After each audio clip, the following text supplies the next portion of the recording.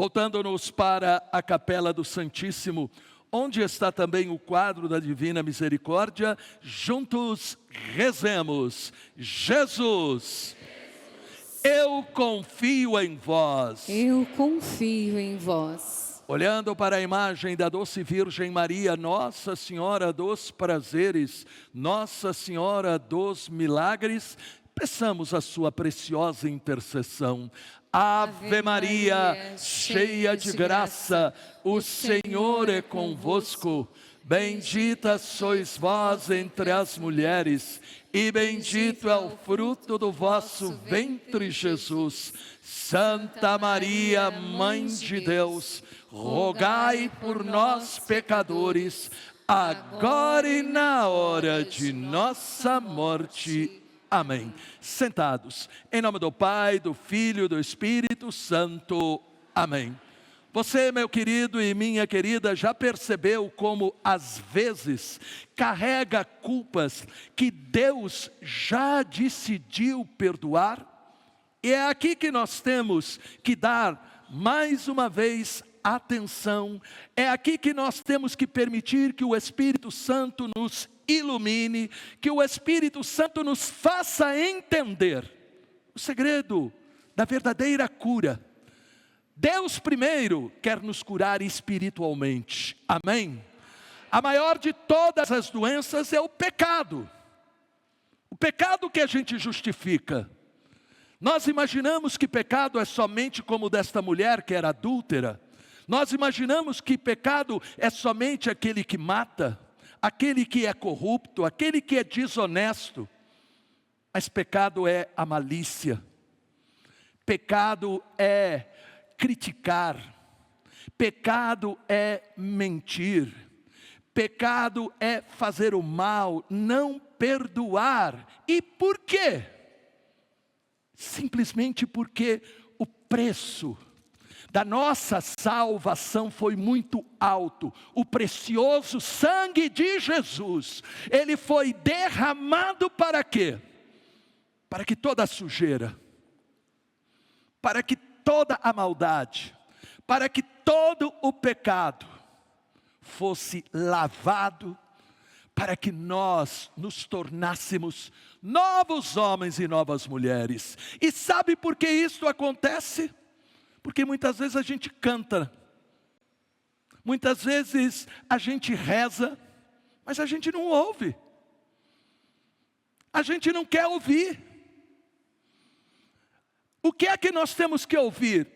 Jesus que fala, amém? Nós não ouvimos, nós muitas vezes ficamos folheando alguma coisa, olhamos para cima, olhamos para baixo, cantamos, rezamos, respondemos, mas às vezes quando Jesus fala ali, a gente não presta atenção, a gente não guarda, a gente depois não medita o que é, que de tudo aquilo que eu ouvi, que Jesus está pedindo para mim. E é isso que nós deveríamos fazer. A cura está aí.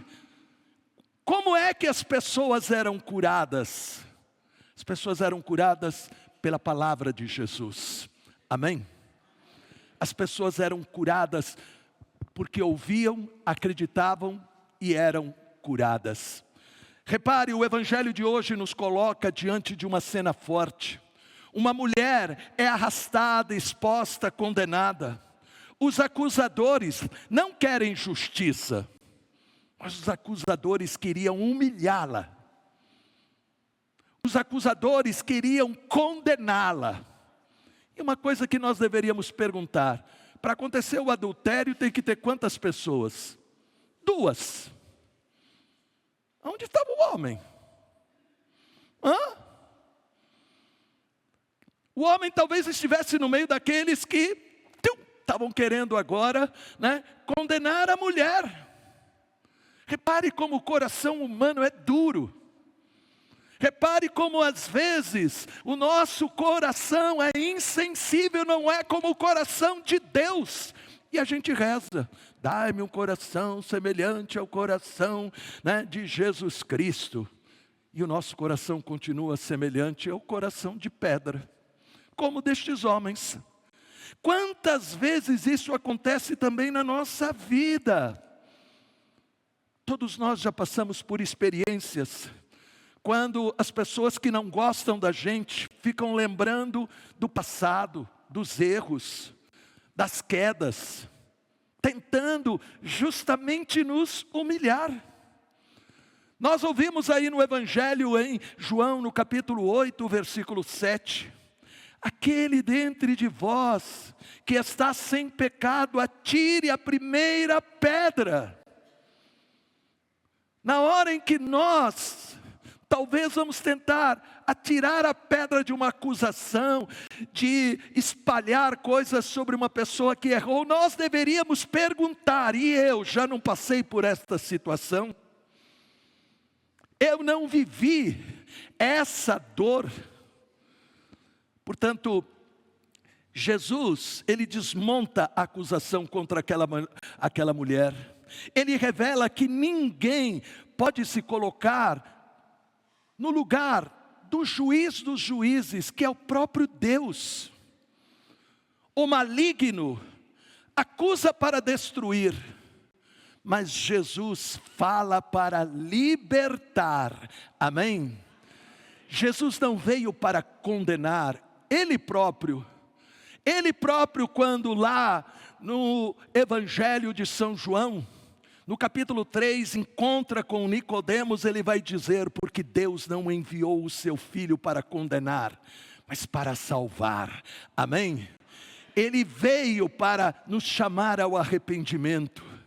Ele veio para que nós reconheçamos os nossos erros e nos arrependendo, reconhecendo, pedindo perdão, Ele nos levanta e nos confirma na salvação.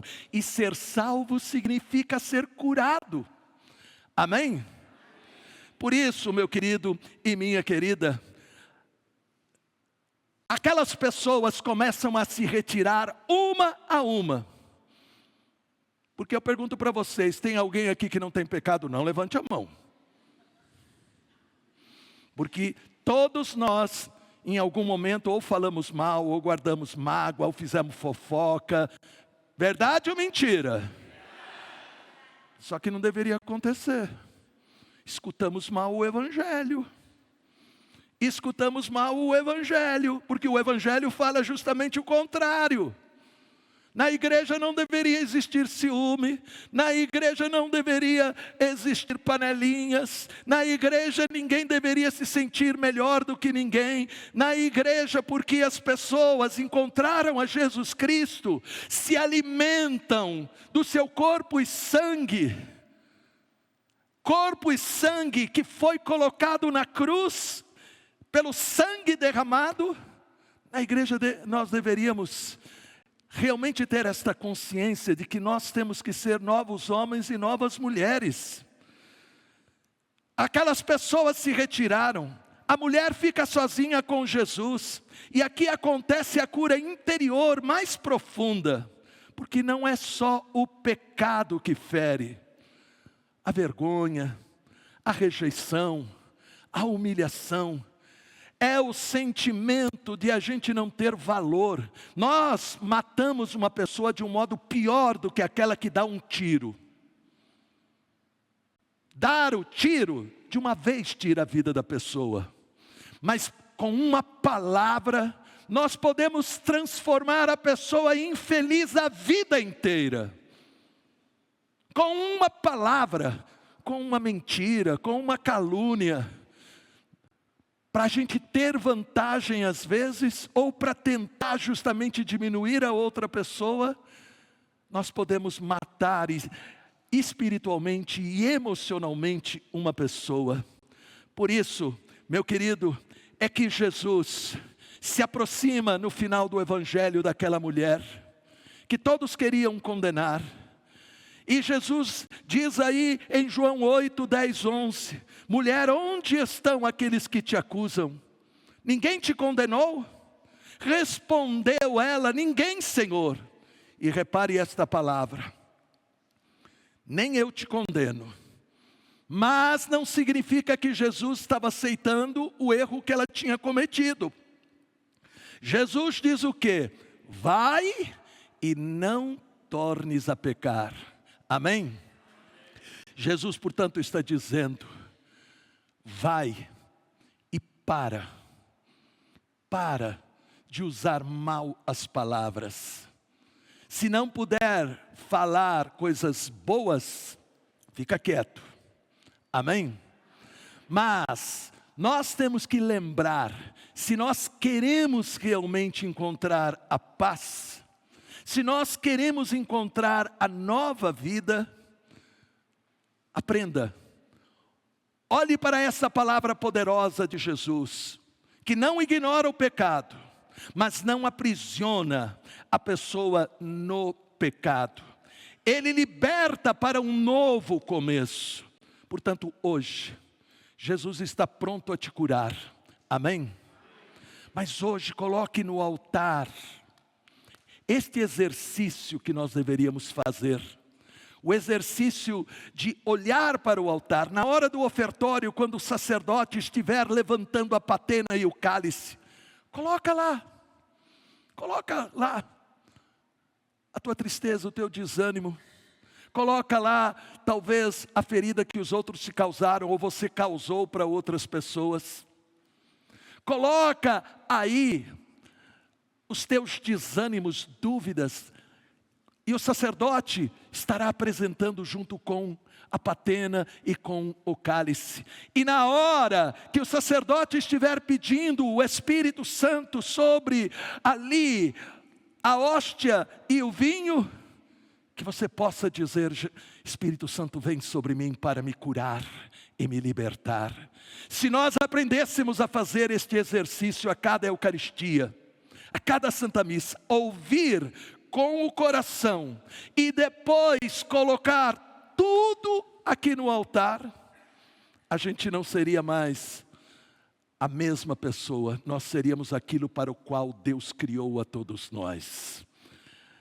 Portanto, hoje, tenha certeza, Deus está te abraçando e dizendo, você pode ter um novo começo, porque Jesus Cristo veio para ser o teu médico e o teu remédio. Faça assim, faça assim. Sinta o abraço de Jesus, sinta Jesus te abraçando agora e dizendo, eu vim por causa de você. Deixa-me entrar aí aonde você está precisando deste poder, porque eu te curo e já te dei esta vitória na minha cruz e ressurreição. Amém. Louvado seja, Senhor. Amém.